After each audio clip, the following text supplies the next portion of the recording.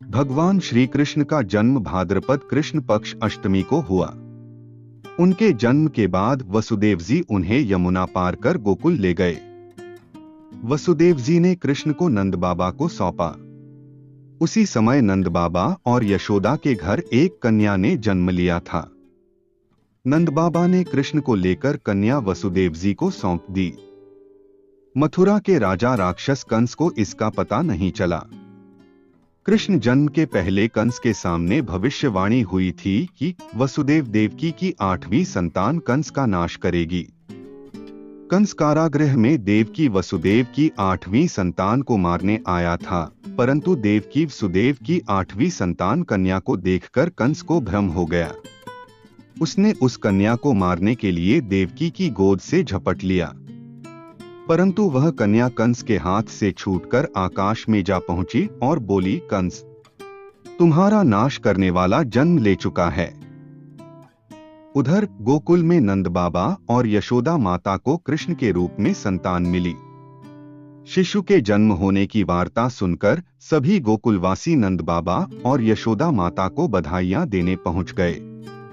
गोकुल में कृष्ण जन्म के अवसर पर उत्सव हुआ। कंस के दूतों ने उसको बताया, गोकुल में कई बच्चों ने जन्म लिया है।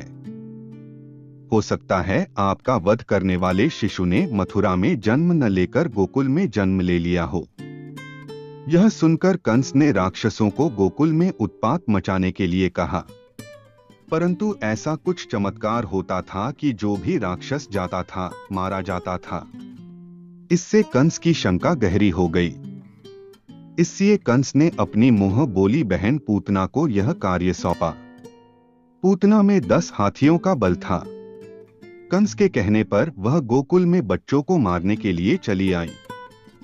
गोकुल पहुंचने पर पूतना ने अपना वेश बदला और उसने सुंदर स्त्री का मायावी रूप धारण किया। वह नंद बाबा के भवन पहुंची। पूतना को देखकर यशोदा माता उसके वश में आ गई। वशीभूत हुए यशोदा माता ने कृष्ण को पूतना के गोद में दिया। मायावी रूप में आई पूतना को बालकृष्ण ने पहचान लिया। पूतना पलक झपकते कृष्ण को लेकर गांव से बाहर आ गई और अपने मूल राक्षस रूप में आ गई। वह बालकृष्ण को दूध पिलाने लगी। पूतना के दूध में विष मिला हुआ था, परंतु कृष्ण पर उसका कोई परिणाम नहीं हो रहा था। देखते ही देखते पूतना के पसीने छूटने लगे। वह जोर जोर से चिल्लाने लगी।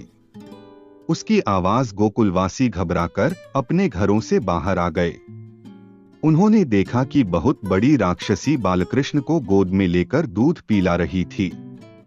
दूध पीते पीते ही बालकृष्ण ने अपने मुख से पूतना के प्राण खींच लिए। बालकृष्ण उसकी गोद से उतर गए और वहीं घास पर पड़े खेलने लगे। मरते समय पूतना उछलकर मथुरा से कई कोस की दूरी पर गिर पड़ी। कुछ देर बाद कृष्ण को ढूंढते हुए नंद बाबा, यशोदा माता गोकुलवासियों के साथ उधर आए जहां पूतना पड़ी हुई थी। नंद बाबा ने कृष्ण को गोद में उठाया और भगवान ने कृष्ण के पर आया संकट भगवान ने दूर किया। इसके लिए उन्होंने भगवान के चरणों में कृतज्ञता व्यक्त की।